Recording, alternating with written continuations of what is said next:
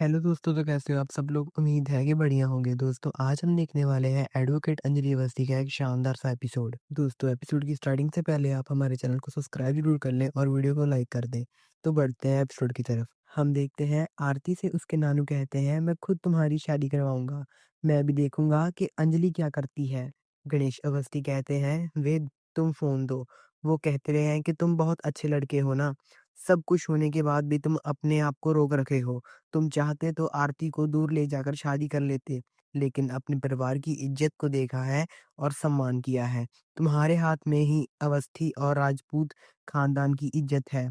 जरा भी टेंशन मत लो बेटा, मैं तुम्हारे साथ खड़ा हूँ। मैं तुम्हारे साथ खड़ा होकर तुम्हारी शादी करवाऊंगा। भगवान ने चाहा तो हम अगले हफ्ते तुम्हारी शादी कर देंगे। वेद कहता है कि आपका बहुत बहुत शुक्रिया, आपको प्रणाम। तभी वहां पर अंजलि आ जाती है। वह वेद को कहती है, अभी फोन मत रखना। अंजलि कहती है, लाओ मुझे फोन दो। वेद कहता है, मैं क्यों दूं अपना फोन? नानू ठीक कह रहे हैं। अगर हम चाहते तो आसानी से भागकर शादी करवा सकते थे। हम दोनों ही बालक नहीं है, हम बालक हैं। हमें कोई नहीं रोकता। अगर हम ऐसा करते तो हमें कोई भी नहीं रोक पाता। मुझे अवस्थी खानदान और राजपूत खानदान की इज्जत की परवाह है, इसलिए आप इस मैटर से दूर ही रहिए। अंजलि वेद को कहती है, मैं तुम्हें कह रही हूँ ना, मुझे फ़ोन दो। राघव सिंह कहते हैं, क्यों देगा तुम्हें फ़ोन? सारिका कहती है, वेद तुम फ़ोन दे दो। सारिका आरती को देखती है और देख लो अपनी माँ का चेहरा। अंजलि फ़ोन पकड़ती है और पापा को कहती है, आप इस बात में मत पड़िए, मैं आरती की माँ हूँ। गणेश अवस्थी अंजलि को चुप करने के लिए कहते हैं। वह कहते हैं कि मैंने उसे पाला है, मैं ही उसकी माँ हूँ और मैं ही उसका बाप हूँ। तू क्या समझेगी? तूने तो सिर्फ अपनी कोख में पाला है, मैंने उसका आज तक ख्याल रखा है। वो कहती है खड़े होकर, मैंने उसको यहाँ तक खड़ा किया है। शादी मैं उसकी करवाऊंगा, सारा हक उस पर मेरा है। अंजलि कहती है, यह अन्याय है, यह आप नहीं कर सकते। गणेश अवस्थी कहते हैं, पद्मा ने कहा है कि शादी झूठी है। अंजलि कहती है, पद्मा को अगवा कर लिया है, आप यह बात समझ नहीं रहे। यह पर पद्मा नहीं चल रही, आप यहाँ पर इसकी शादी करवा रहे हैं। गणेश अवस्थी कहते हैं, हाँ मैं शादी करवा रहा हूँ, क्योंकि पद्मा के जीवन में भी कोई सुख नहीं मिला, सिंदूर नहीं मिला, लेकिन ऐसी ही हालत आरती की नहीं होने दूंगा। मेरी एक बात तू ध्यान से सुन ले, आरती को सिंदूर मंगलसूत्र सब कुछ मिलेगा और वेद भी मिलेगा। इसलिए अपने पापा को रोकती है और कहती है, आप ऐसा नहीं कर सकते।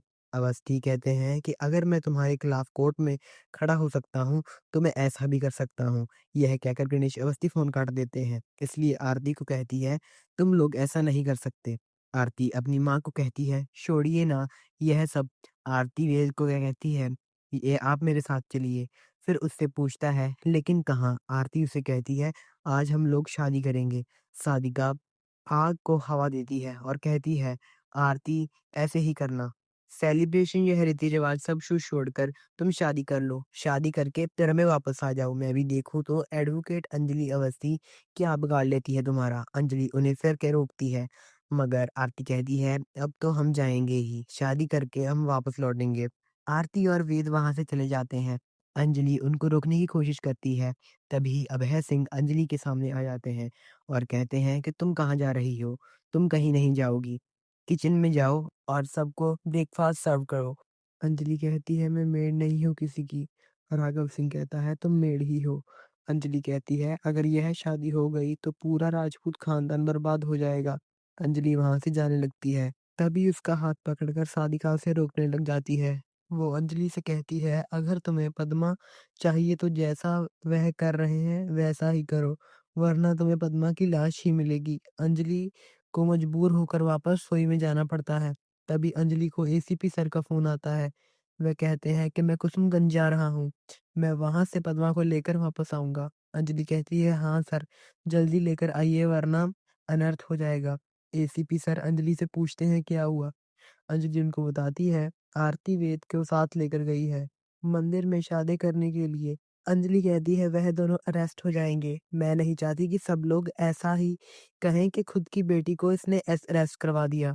और कली के साथ मैं अन्याय नहीं होने दूंगी। मैं कोशिश करके देखती हूँ इसी तरह उन दोनों को रोका जा सके। एसीपी सर कुसुमगंज की ओर निकल पड़ते हैं। अंजलि के पास निवेदिता आती है और पूछती है, तुम चाहती क्या हो? अंजलि कहती है, मैं आरती और वेद को ढूंढ कर निकालूंगी। अगर मुझे वह लोग नहीं मिले तो पुलिस की मदद लूँगी। यह लोग खुद को बचाने के लिए आरती की बलि देने जा रहे हैं। आरती और वेद बड़ी बेवकूफ़ी करने जा रहे हैं। बस एक बार पद्मा मिल जाए, उसके बाद देखना यह एडवोकेट अंजलि अवस्थी कितना बड़ा धमाका करती है। अंजलि वहाँ से चली जाती है। निवेदिता खुद से बातें करती है और कहती है किसी को पता है कि इस घर में पद्मा कहाँ है? अभी वहाँ पर सारिका आ जाती है। वह कहती है मुझे कोई बताएगा ये क्या खेल है? अगर खत्म नहीं हुआ तो पूरे शहर में आग लग जाएगी।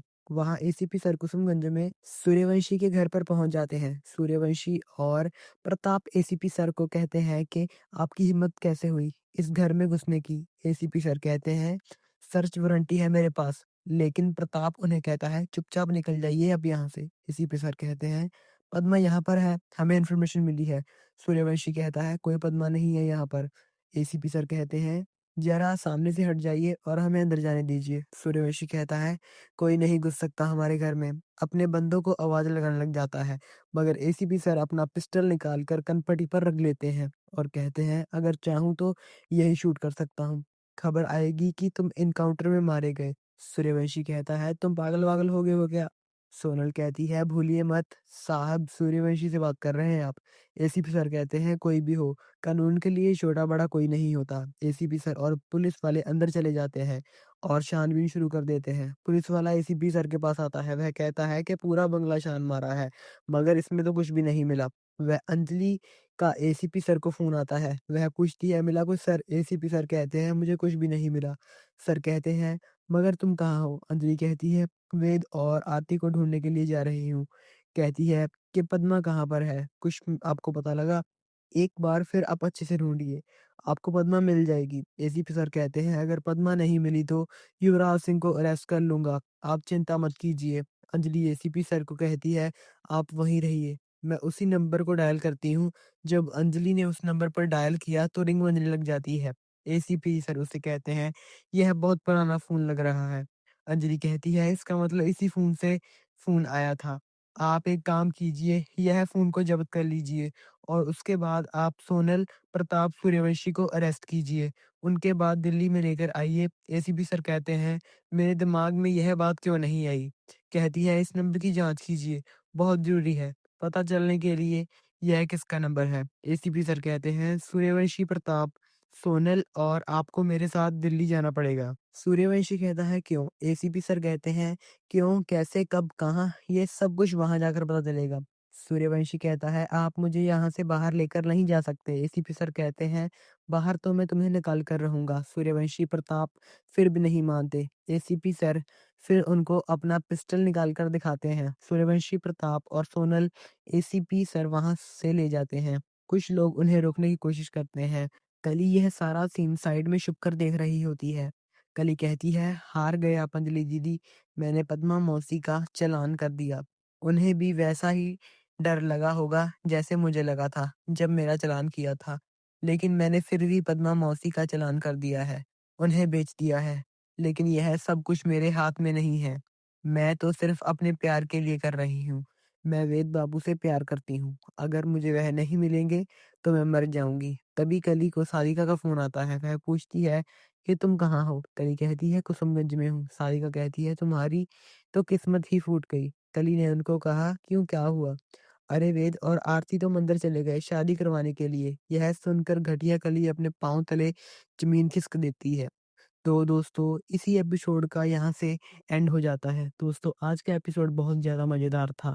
दोस्तों कल का एपिसोड इससे भी ज़्यादा मज़ेदार होने वाला है। दोस्तों डेली सबसे पहले अपना एपिसोड देखने के लिए हमारे चैनल को सब्सक्राइब ज़रूर कर लें दोस्तों, वीडियो को लाइक कर दें। दोस्तों अगर आप चाहें तो हमारी वीडियो को हाइप दे सकते हैं, जिससे कि सबसे पहले आपको हमारी वीडियो आपके पास पहुँचेगी। तो दोस्तों मिलते हैं ऐसी ही आपको शानदार वीडियो के साथ। तब तक के लिए बाय बाय, अपना ध्यान रखिएगा।